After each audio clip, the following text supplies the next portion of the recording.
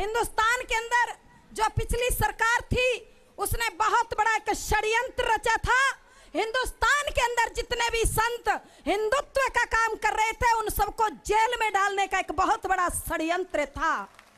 वो सरकार जिन्होंने बाबा रामदेव को मारने का एक षड्यंत्र रचा था, साध्वी प्रज्ञा ठाकुर को जेल में सड़ाने का षड्यंत्र रचा था, वो इस तरह की सरकारें हिंदुस्तान के अंदर नाकाम हो गई, उनका सफाया हो गया। लेकिन हिंदुत्व की जीत होगी।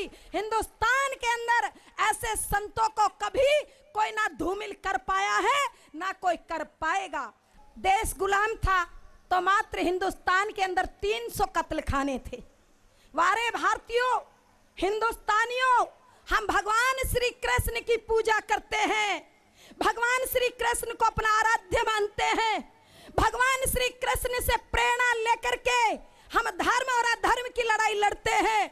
लेकिन भारतीयों, मुझे शर्म आ रही है कहते हुए कि आज हिंदुस्तान की धरती पर गौ हत्या बराबर बढ़ती जा रही है।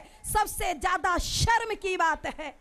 हिंदुस्तान के अंदर गुलामी के समय में महात्मा गांधी ने कहा था हिंदुस्तान आजाद होगा और आजादी के बाद हिंदुस्तान में सबसे पहला कलम की नोक से काम होगा और वो काम होगा कि हिंदुस्तान से गौ हत्या बंद हो जाएगी। वारे भारतीयों, गोरे अंग्रेज हिंदुस्तान से चले गए, लेकिन काले अंग्रेजों के हाथ में देश की सत्ता आई, आज तक गौ हत्या हिंदुस्तान से बंद नहीं हो पाई। आज हिंदुस्तान के अंदर 60 साल तक जिस सरकार ने शासन किया उसका एक बहुत बड़ा षड्यंत्र था। जो संत हिंदुत्व के लिए काम करे उसको जेल में डाल दो, उसको जेल में सड़ा दो, उसके अंदर घिनौनी हरकतें, घिनौने आरोप लगा करके समाज में उसको नग्न कर दो। लेकिन याद रखना, किसी के कहने से और किसी के बताने से कुछ नहीं होगा।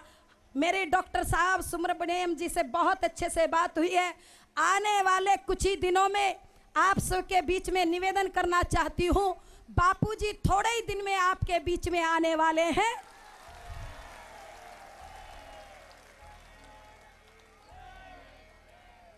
साध्वी प्रज्ञा ठाकुर पर आज तक कोई चार्जशीट दाखिल नहीं हो पाई, उनको क्यों सजा मिल रही है? ये मेरा प्रश्न चिन्ह है। इस पर विचार होना चाहिए।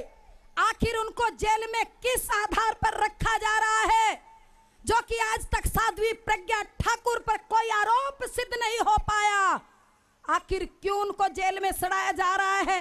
ये घिनौनी हरकतें आखिर संतों के साथ क्यों होती है? किसी मुस्लिम पादरी, मुस्लिम धर्मगुरु के साथ क्यों नहीं होती?